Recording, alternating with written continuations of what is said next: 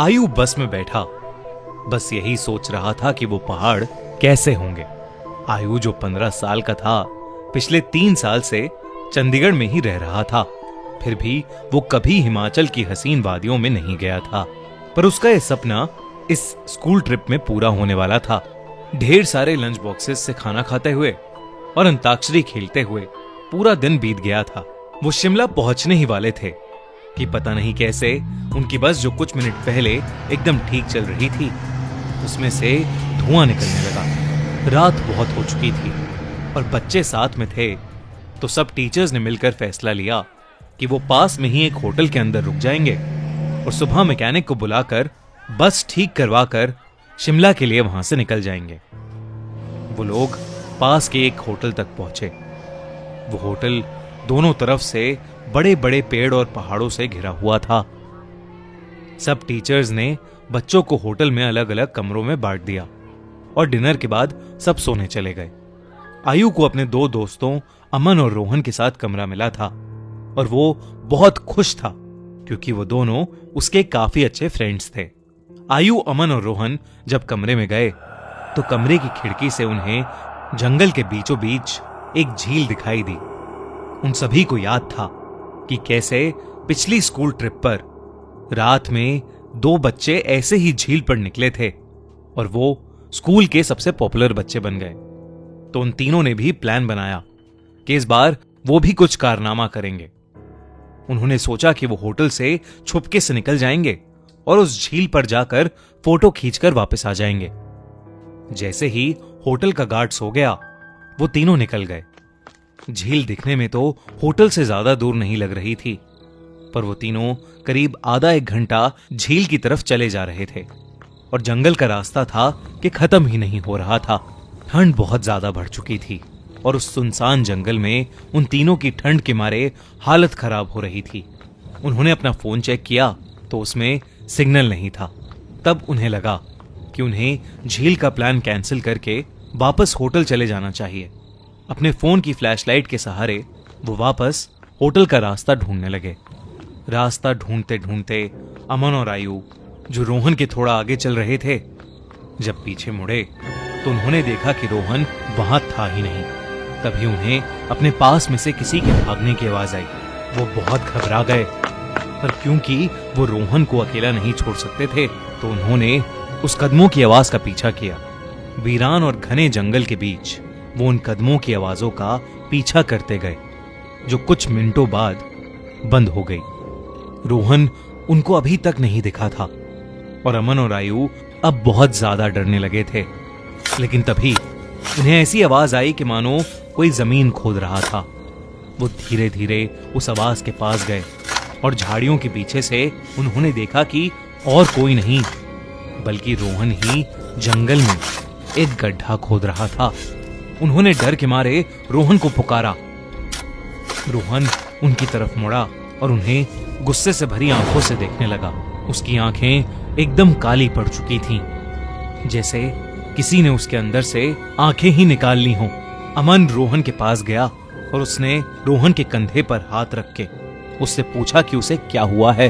लेकिन रोहन के कंधे पर हाथ रखते ही रोहन अमन के ऊपर चिल्ला उठा और रोहन ने उसे एक बहुत तेज धक्का दिया।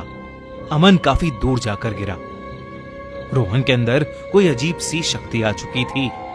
आयु भागा भागा अमन के पास गया। रोहन अब आयु की तरफ आगे बढ़ने लगा, पर जैसे ही वो आयु के पास आया, रोहन को अजीब से दौरे पड़ने लगे और वो बेहोश हो गया। आयु उसको होश में लाने की कोशिश करने लगा और जैसे ही रोहन होश में आया, उसने अमन की तरफ देखा और जोर जोर से चिल्लाते हुए कहने लगा, वो अमन के अंदर है। तभी आयु ने देखा तो अमन सर झुकाए नीचे बैठा था। उसने अचानक से अपना सर उठाया और उसकी आंखें भी बिल्कुल काली पड़ी थीं। इससे पहले आयु और रोहन कुछ कर पाते, अमन जो कुछ देर पहले तक चोटिल था, वो उठकर जंगल के अंदर भागने लगा। रोहन और आयु ने उसका पीछा किया और फोन की फ्लैशलाइट में देखा कि अमन एक खंडर की तरफ भाग रहा था। करीब जाकर उन्हें दिखा कि वो खंडर दरअसल में एक बहुत पुराना घर था, जिसे देखकर ऐसा लग रहा था कि वहां सालों से किसी इंसान ने कदम भी नहीं रखा था। दोनों बहुत ही डरे हुए थे और उनकी आगे जाने की हिम्मत नहीं हो रही थी। पर अमन को बचाने के लिए आयु और रोहन उस खंडर में घुस गए। ऊपर के एक फ्लोर से उन्हें एक आवाज आ रही थी। वो उस आवाज के पास पहुंचे तो जो उन्होंने देखा उस पर उन्हें विश्वास ही नहीं हुआ। उन्होंने देखा कि अमन बेहोशी की हालत में हवा में लटका हुआ था और एक बूढ़ी औरत उससे बात कर रही थी। उस औरत का चेहरा बहुत भयानक था।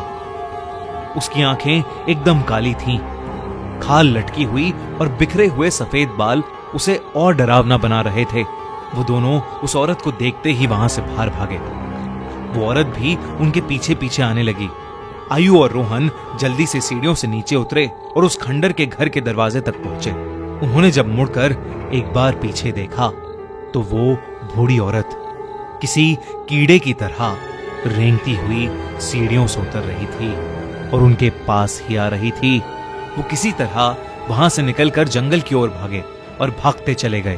भागते भागते उन्हें पता नहीं चला कि कब वो उस झील के पास आ गए थे जिस झील की तलाश में वो होटल के बाहर निकले थे। रोहन और आयु दोनों भागते भागते उस झील के अंदर गिर पड़े और डूबने लगे। उन्हें ऐसा लग रहा था कि जैसे कोई उन्हें अंदर खींच रहा हो। आयु किसी तरह झील से बाहर आ गया पर उसकी आंखों के सामने रोहन झील में डूब गया और वो कुछ भी नहीं कर सका।